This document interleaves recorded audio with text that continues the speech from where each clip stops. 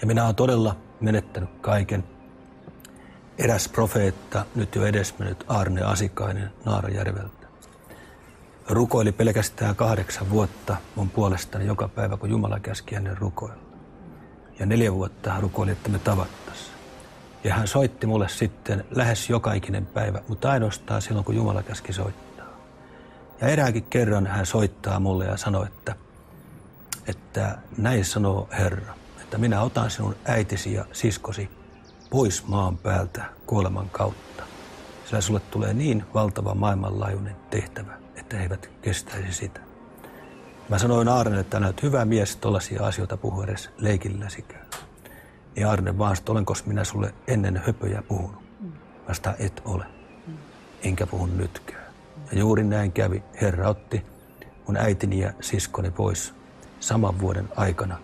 Ja Jumalan armosta he kuitenkin molemmat saivat kokea pelastuksen aivan viime metreillä. Sen lisäksi Herra antoi mulle maailman ihanimman vaimon Afrikasta, Ghanasta, mutta hänetkin otettiin pois. Joten voin aivan hyvin sanoa niin kuin Paavali, että minä olen menettänyt kaiken ja pidän sen roskana, että voittaisin omakseni Kristuksen vanhurskauden. Kerro meille vielä rukousvastauksista. No niitä on tosiaan niin paljon, että tämä koko lähetysaika olisi mennyt niihin moneen kertaan, mutta kerron nyt muutaman asian, mitä Herra Mestari voi tehdä. Olen useamman kerran käynyt Intiassa ja Afrikassa. Jumalan armosta on saanut käydä 61 eri maassa. Ja jälleen ennen erästä Intian matkaa Pohjanmaalla eräs veli tulee mun luokseni ja sanoo, että näin sanoo Herra, sinä saat nyt tamilin kielen puhumisen, ymmärtämisen armolahja. Ja kun mä menin sillä reisulla sitten Intiaan, niin mä aloinkin yhtäkkiä ymmärtämään tamilin kieltä. Sain niin kuin tamilin kielen selityksen lahja. Ja kun 2 pastoria puhuivat keskenään, niin minä käänsin kaiken englannin kielellä sanasta sanaa. Niin nämä kysyvät minulta, että kuinka monta vuotta ja missä yliopistossa sinä olet opiskellut tamilin kieltä. Mä sanoin, eiköhän se ollut vaan 10 sekuntia, kun edes veri Herrassa rukoili minun puolestani. Aika toinen tämmöinen vastaus. Jumala armossaan on käyttänyt mua sillä, että sokeat saa näkönsä ja kuurot saa kuulonsa. Mykät alkaa puhua ja rammat lähtee kävelemään. Olen tehnyt lukuisia videofilmiä näistä matkoista. Niin eräänkin kerran, kun olin tällä puhunut intialaisessa kylässä, niin mun eteeni tuodaan toho nainen ja sanoin, että jos sä tommosia puhut, niin rukoile sitten tämän naisen puolesta. Ja minä kysyin sitten häneltä, näitä ihmisiltä, että mikä hänellä on. Hän on syntymästään saakka mykkä ja kuuro. Ja niin minä aloin sitten puhumaan hänelle tamilin kieltä naan solrea tiruppi sollingen. Niin tämä nainen vastaa myötä naan solrea tiruppi sollingen.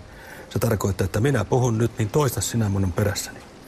Jeesu Kristu vei ullattelee vaarum, niin nainen vastaa, Jeesu Kristu vei ullattelee vaarum. Että Jeesus Kristus tulee minun sydämeni asumaan. Vähän ajan päästä siihen tuli eräs mies, että mitä täällä tapahtuu. Sitä miten niin? No kun minä olen hänen aviomiehensä. Sitä vain sille lailla. Ja tämä minun vaimoni ei ole syntymästään saakka saanut puhua, kun on mykkä ja kuuro. Sitä minä en tiedä, osaako puhua vai ei, mutta nyt osaa puhua. Kunnia Jumalalta.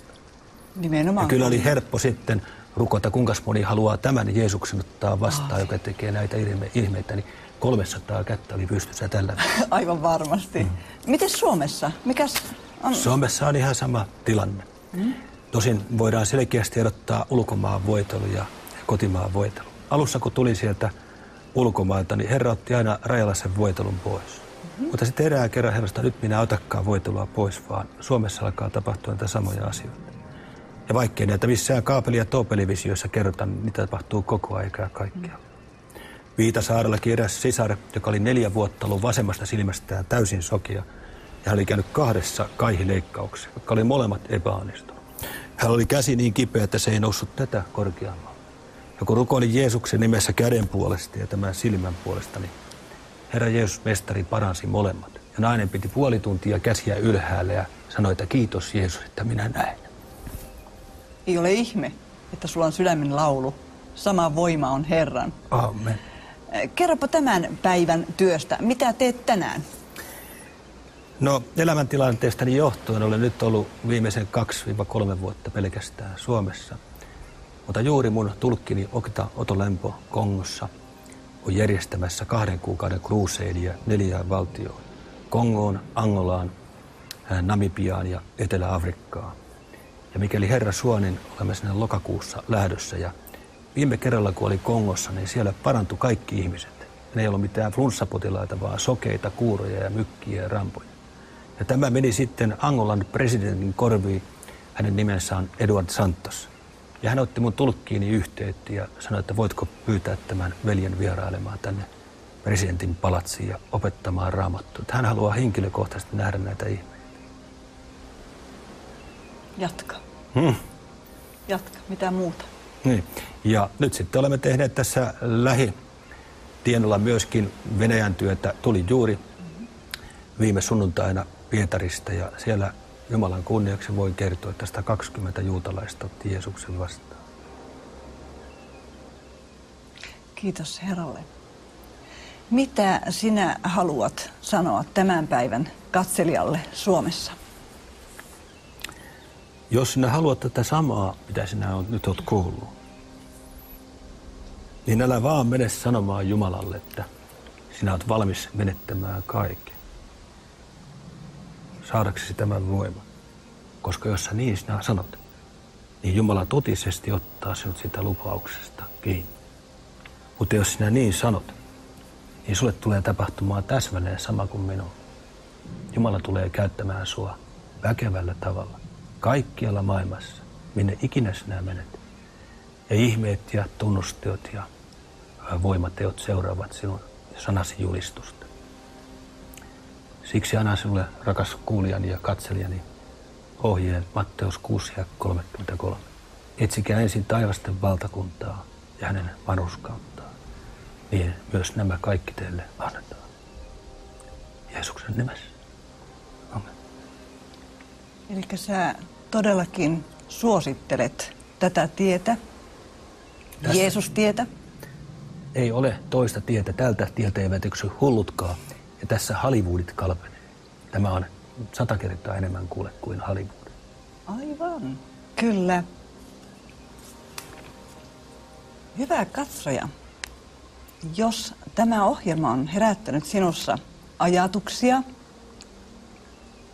niin voit lähettää palautetta. Ruudussa tulee näkymään osoite. Voit esittää meille kysymyksiä. Mutta muista, että sanan mukaan, mitä Jean Rouge tuossa toi esille, sama voima on Herran. Sä voit puhua taivaalliselle Isälle, jonka poika Jeesus Kristus on lunastanut meidät. Ja sä saat uskoa kans aivan tähän tyyliin, niin kuin meidän vieraamme tänään, että hän voi parantaa, puhdistaa, varustaa ja vahvistaa. Usko siis ihan vilpittömästi, mitä me ollaan tänään haluttu viestittää sinulle. Tämän päivän kuukauden kalastaja on kertonut ihmeellisistä asioista. Ja uskon, että moni jää miettimään, mikä on totta. Minä ainakin uskon, että Jeesus Kristus on sama eilen, tänään ja iankaikkisesti. Ja siksi me tässä ollaan istumassa ja tekemässä tätä ohjelmaa ihan sinua varten. Ystäväni, kuulijani, katsojani, ota vastaan Jeesuksen voima ja tule mukaan kuukauden päästä, kun meillä on uusi kalastaja. Ole siunattu.